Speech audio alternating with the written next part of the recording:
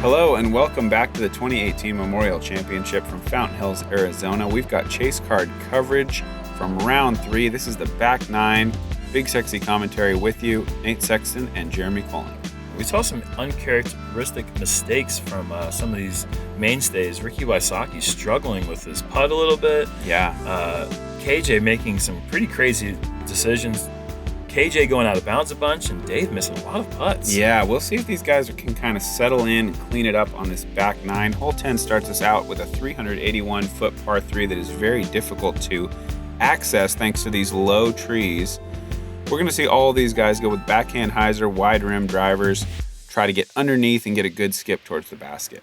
And that's only if they can avoid slipping on this tee pad that's made out of pretty much polished stone and marble. It's very luxurious, but also very slick. It's just the worst tee pad ever. Most expensive, but really in practice, not that useful. No, it's terrible. And Ricky has an unfortunate break because that was really all the makings of a great shot there. Just needed to avoid that tree trunk. We saw Simon do the same thing during round 1. This looks too high. Oh, no, that's perfect. And that's going to be just off to the left enough that I think Dave will have a look at the basket. Yeah. Might be tricky, but... Wow, he ripped that. And that is way too much hyzer early, and that was too low from the get-go. James is going to have to settle for a par at best here. I wonder what he's thinking, what he's going really low there, because with that grunt, you know he's putting 500 on that. Yeah, that's interesting. I don't know exactly what was going on there. This is the traditional play, though. This is the high, wide... Just low enough to hit the bottom branches, unfortunately, because that was going to be absolutely parked. Yeah, it was. James going to the forehand. And that looks like it's... Whoa, catches a little metal. Super aggressive James Conrad guy. Yeah. It's a new year. New year, new you. Ricky a little bit high on the long birdie bid. And this green really does allow players to get pretty aggressive with their runs. Oh, yeah. KJ from probably 45, 50. Yeah, that's awesome. And huge putt. Shout out to my man in the background there with the Carolina Panther hat on. Okay. Yeah, all the way out in Arizona. I like to see that. Nice. Yeah, give that a little tap. Ricky for the par. With this basket being kind of in a bowl green, it allows players to really be aggressive from long distance and not have to worry about a super long comeback. Yeah, and really no skip to speak of either. Dave for a birdie. It looks like he's straddled out a bit. Nice putt. So he did have to avoid the tree just a bit, but he makes good on his putt for birdie. Good start on this back 9 for Dave. James to finish up a par after a little bit of an errant drive.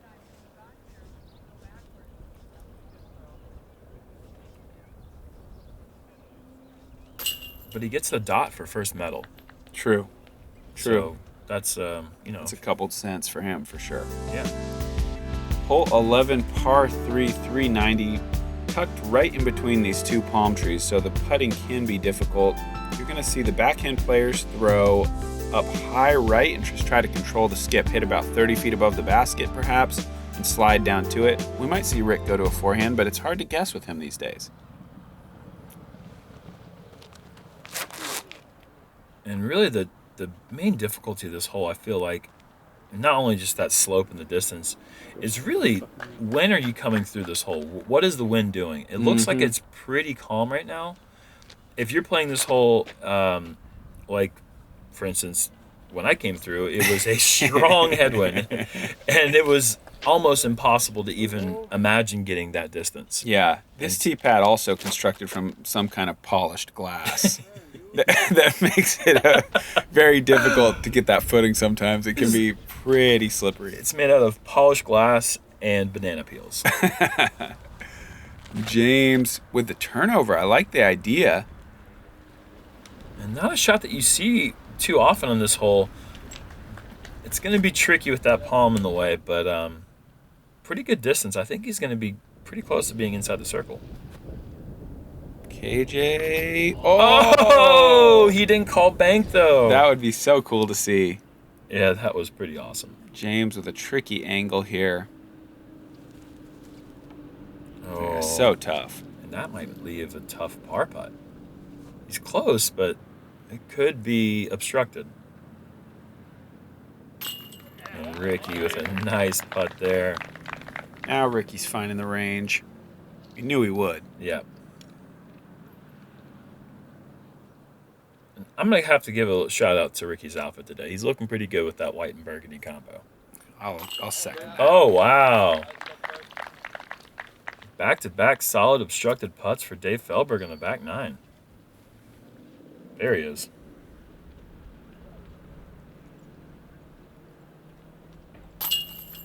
Okay, so it wasn't really in that way that much. Par for James, par for KJ. Hole 12, par 3, 290 downhill. You see the wide hyzer or kind of the intermediate hyzer here from these guys, I would think. Probably mid-ranges. If they go really wide, they might go with a fairway driver. Tricky thing here is just that little shelf before the pin to make sure that your skip isn't too big or that you don't leave it so short that you don't get down the hill. Looks like the wide driver play from Dave, right around the palm. And that's moving left pretty fast. We do have a bit of a left to right crosswind, but going with the wide rim driver allows it to knife in and not go out of bounds. But he is outside circle one just barely, so a little bit of a tricky putt. Ricky also going wide. That needs to sit down as well. Whoa, a little farther, probably a 40-footer. I think the best play is to try to hit that sloping downhill, and that way you kind of get a little bit of a skip, a little bit of a roll, but it kind of takes away most of the speed. I like to play the mid-range on the other side of the palm, and that way it slides down a little bit softer rather than play the wide hyzer. And 3 drives. We have 0 drives so far inside the 10-meter circle. Pretty surprising. Here comes a gator. I think this might go inside. Yeah, this is more the route I like. Can slow down the skip sometimes, but that's still pretty big. Not really a good drive in the bunch, I'm going to say. I mean, they're not horrible, but these are way longer putts than you'd like to have on a hole this short. Yeah, it's the third easiest hole in the course. Coming in at an average of 2.52. So, I mean, this is a kind of a birdie or die kind of situation here. KJ from 35. Oh, just high right. Dave also from a similar distance, just outside the circle. See if he goes with the step putt or just normal putt here. It looks like he's setting up the stepper. Oh man. Yeah, that's one of the things about not having a band on a basket is when you have those nubs, you think that you're in, but yeah. Nice big putt there putt from James. James. Saving grace for the lead card. I don't know, Nate. Why don't you give us some advice here? If you don't already know, check out the Innova Factory Store online. It's the place to get factory seconds, some rare discs, and the big one being Tour Series. Support your local pro, your favorite pro, whoever it is. Check out the KJ Nybo T-Birds. Yeah. James Conrad AVR, JK AVRs. Jeremy Koling Thunderbirds. Oh, okay, that's fine. Get after them. Yeah. Hole 13, par 3, uphill, 255 feet to the elevated basket. You either have a very, very low skip shot here or a little bit higher hyzer over a branch. Again, a pretty easy hole. It's just about controlling the skip, as it often is, especially with it kind of playing along this little berm. And nice little gator shot there from James. Perfect. See the fountain blasting there in the background. And there's the low shot there. I feel like that limb has gotten lower to the ground, making that low hyzer shot a little bit tougher. And interesting feature of that fountain is it always produces a little bit more wind. Yeah. And it always comes from the direction of the fountain. So you always, if you're looking at the fountain, you've got a headwind. Yep. And Ricky sawed it off a bit left. And KG also trusting that low shot with a wide rim driver there. Look at this. Skipping, scooting, sliding 8 feet away. Great shot there. Big time putt for Rick here. Whoa. Whoa. Turned on the afterburners. Okay. And kind of a tricky par putt here. Oh my gosh. Wow. I mean, that's the second 3-putt we've seen this round from Ricky. And Dave there, that's another curious miss. I mean, that's just not what we're used to seeing from these two guys. This is, no, obviously no disrespect to these guys, but this is the worst I've ever seen either of them putt. They're both fantastic. Like, they're known as great putters, both of them. That's one of their hallmarks. So really strange to see. I don't know what it is, but, everybody has an off day. That's one thing to always keep in mind. Sometimes it seems like these guys are robots and they don't get nervous and they never miss, but everybody misses. And they've both sprinkled in some great putts throughout the round, too. It's just such a strange... I mean, with the talent they have with a putter, there's no way you're going to get 18 holes of bad putts. Oh, no way. Oh, my gosh. He said it. He just missed a 3-foot. That might have deserved the first ever NoMez. Oh, man. I can't even do a whole preview right now. That was crazy. He just put it too high. That's without question the shortest putt he's missed in his career. Wow. That's a no doubt about the shortest putt he's ever missed in his career. That is hard to watch. Wow. James, a big wide hyzer. And he's looking for it to slow down. Stays in the circle. That's a nice shot. Calling for it to stick, and it does. It took its time, but the grass doing its job out here at Fountain Hills. This looks really good. Nice low line. That's exactly the way you play this hole. That may have drawn some metal without that branch being there. Wow. And actually, that was unfortunate because it lifted it up and skipped it long. Yeah, it extended the shot a little bit. He should have probably been... Dave's saying goodbye to this one. I don't think it's that bad, but it's not good. We can agree that it's not good. He's just a little antsy right now after not even really knowing how to comprehend what just happened. Yeah. And that's about the line. That's the palms that you're looking at in the background that you want to start your hyzer line off with. And it's inside the circle.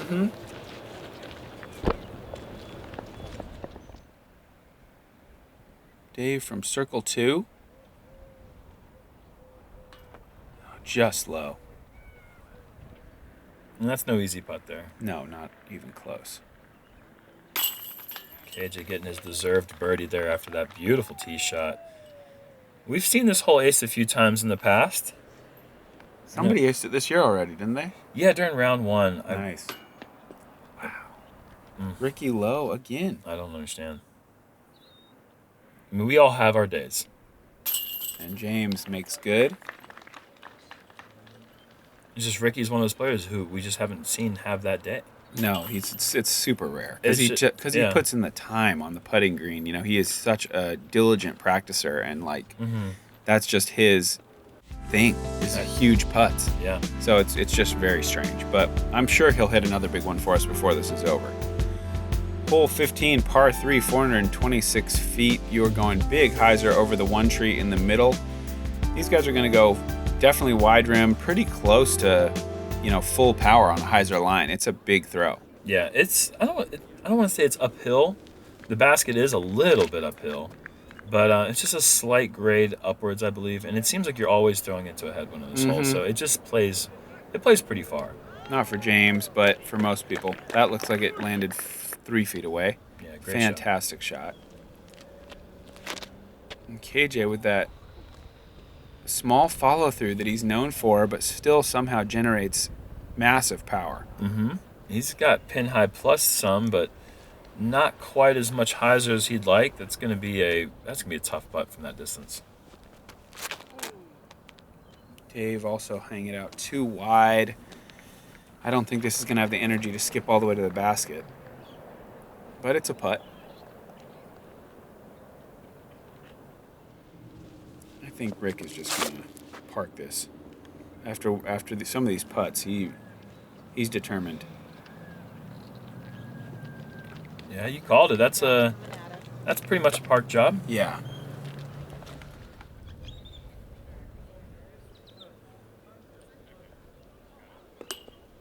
KJ trying to bid that, but not quite enough power on it. It's so scary to give this a run from distance because at any speed, you hit metal, it doesn't go in. Oh, gosh. Man, at least it doesn't roll, but Dave's Yeah. so close again. On that ridge right there, anything that hits metal and comes down is in huge danger of rolling. And if you roll, you're typically rolling to a position where you do not have a look at the basket because those Yes. palms are so close to the basket. Great birdie from James and Ricky.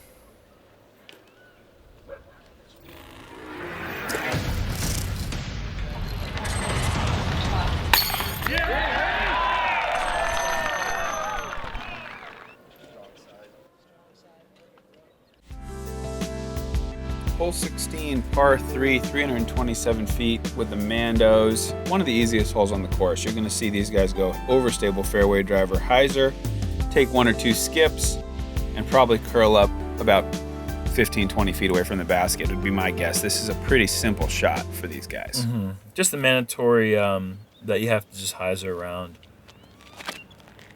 But it's really not in play at all. Average is 2.46, which is about the same scoring average as hole 3.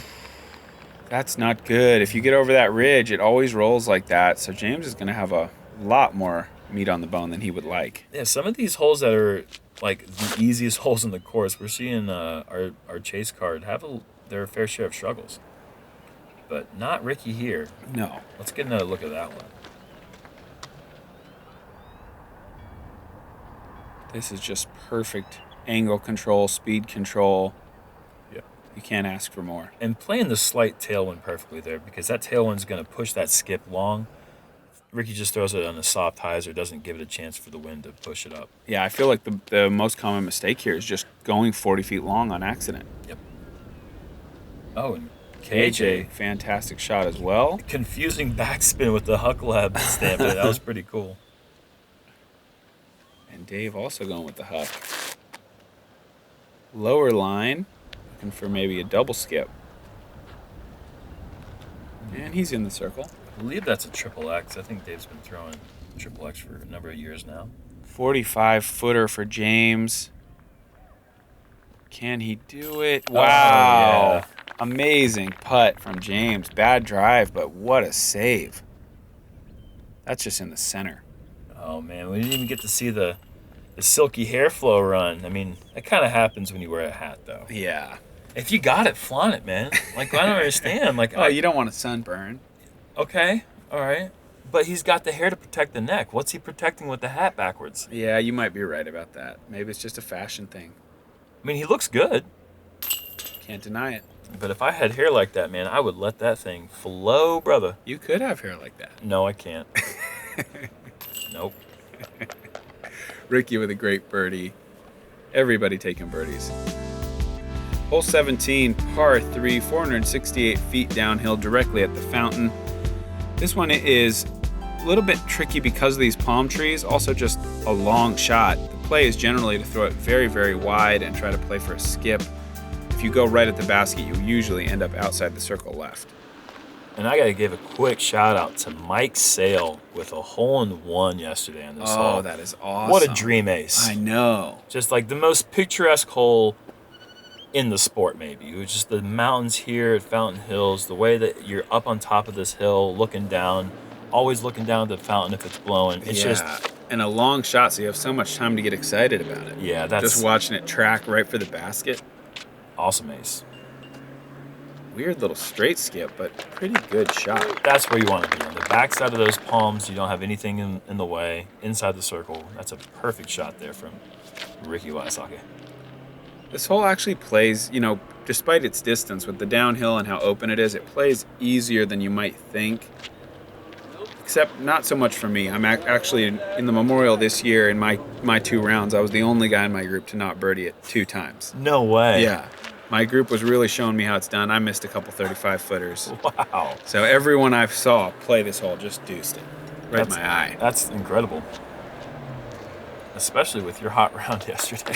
Yeah, I missed off the top of the basket. I was about 35 feet away. What an idiot. I know. KJ laser putt. Oh, no. That's He should be able to get through those palms there for his par putt, but it might be tricky. Oh, man. And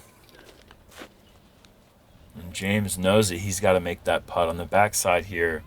He's in a great position to make that putt. Dave just off again. No roll. He's happy about that. And Ricky for the lone birdie. Count it. Yeah, Ricky. Fun.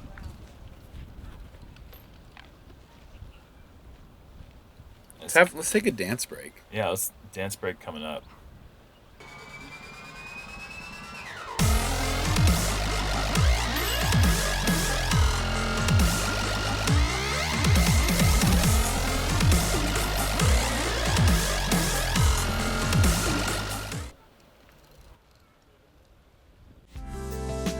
Hole 18, par 3, 400 feet along the water. This is a tough one. This is a great finishing hole. We are playing to the deeper basket. You're going to see these guys go with the hyzer backhand up on the right side, or perhaps a really straight fairway driver. Maybe we'll even see a Ricky forehand. It kind of depends how the wind is playing. Yeah. No, he's No, flying we're up not the seeing backhand. it. We are not seeing it. He's And- going with a straight play. This is a really good looking shot. Just needs to settle. Yeah. And he's going to skip to about just inside circle's edge. Oh, yeah. No, that's well Beautiful inside, shot. yeah. Beautiful shot. I like Vista del Camino a lot. And I'm going to enjoy finishing the tournament on that course. But this is one of the most iconic finishing holes in our sport. You're right about that. And I definitely will miss finishing the Memorial Championship on this hole. Yes.